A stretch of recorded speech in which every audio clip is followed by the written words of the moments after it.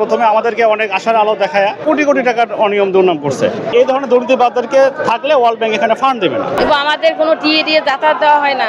এই টাকাগুলো আসলে কোথায় গেল? বিশ্ব ব্যাংক আমাদের ফিল্ড ভিজিটে গিয়ে ঝিনাইদহ ফিল্ড ভিজিটে গিয়ে তারা এই যে সমস্ত পেয়েছে। আমাদের এমডি এবং চেয়ারম্যান ওনারা আমাদের এসডিপি জয়েন করার পরে নুরুল আমিন আমাদের এমডি এবং চেয়ারম্যান হচ্ছে আব্দুল মজিদ, এনারা যখন থেকে আমাদের প্রতিষ্ঠানে জয়েন করার পর থেকে প্রথমে আমাদেরকে অনেক আশার আলো দেখায়, পরে কি করছে আমাদের ল্যাপটপ ক্রয় থেকে শুরু করে আমাদের সাবান ক্রয় থেকে শুরু করে সবজি বীজ থেকে শুরু করে প্রতিটা জায়গাতে এবং নিয়োগ বাণিজ্য থেকে শুরু করে কোটি কোটি টাকার অনিয়ম দুর্নাম করছে।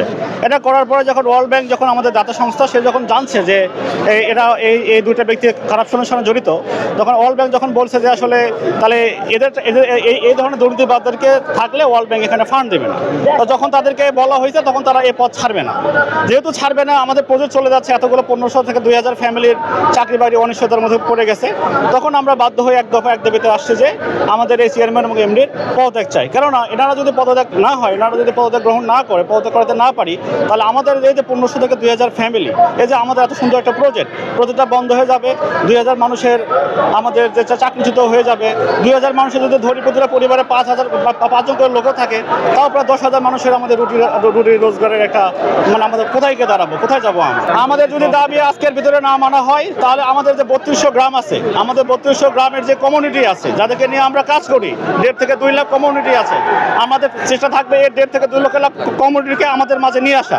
তাদেরকে নিয়ে আমরা মিনিস্ট্রি ঘেরাও করবো আর প্রধানমন্ত্রী কার্যালয় সরকারি প্রদান করব। তারা যে এই পরিমাণ দুর্নীতি করেছে, অনিয়ম করেছে, এগুলো আমরা সারা দেশকে, সারা বিশ্বব্যাপী এগুলো আমরা জানাবো। এমপি এবং চেয়ারম্যানের এ পর্যন্ত যতগুলো দুর্নীতি করেছে, যে দুর্নীতির কোনো সীমা নাই, এই দুর্নীতি প্রথম দফায় দুর্নীতি হলো তারা এই অফিসটা এই রিলাই প্রকল্পের 3200 গ্রামের জন্য 3200 ল্যাপটপ ক্রয় করেছে। যে 3200 ল্যাপটপের দাম ধরা হয়েছে 1,15,000 টাকা। এই 1,15,000 টাকার মধ্যে হচ্ছে তারা ল্যাপটপ ক্রয় করছে মাত্র 35 থেকে 36,000 টাকা দিয়ে, যেগুলো কোনো প্রকার কোনো কাজ হয় না, এখন পর্যন্ত হয় না। এই জন্য তারা এখান থেকে প্রায় 16 কোটি টাকা তারা দুর্নীতি করছে, যেটা আমাদের দাতা সংস্থা বিশ্ব ব্যাংক প্রমাণিত। বিশ্ব ব্যাংক আমাদের ফিল্ড ভিজিটে গিয়ে ঝিনাইদহ ফিল্ড ভিজিটে গিয়ে তারা এই যে সমস্ত পেয়েছে। আমি 2012 সাল থেকে এসডিপি সিএফ পদে ছিলাম। প্রথমে 3 বছর রাজারহাটে চাকরি করার পরে 7.5 বছর সাতক্ষীরায় ছিলাম, নলতা শরীফে। ওখান থেকে লালমনিরহাট, হাতিমান্দা, নওতাবাস ক্লাস্টারে ছিলাম 3 বছর। ওখান থেকে কুড়িগ্রামে দুর্গাপুরে জুলাইয়ের 1 তারিখ থেকে সিও পদে জয়েন করছি।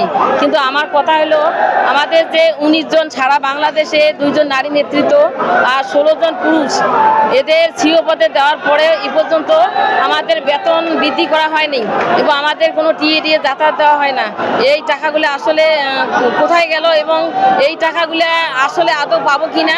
আর আমরা যে শেষ পর্যন্ত সিও পদ দিছে, কিন্তু আমরা ওই টাকাগুলো এখনো পাচ্ছি না।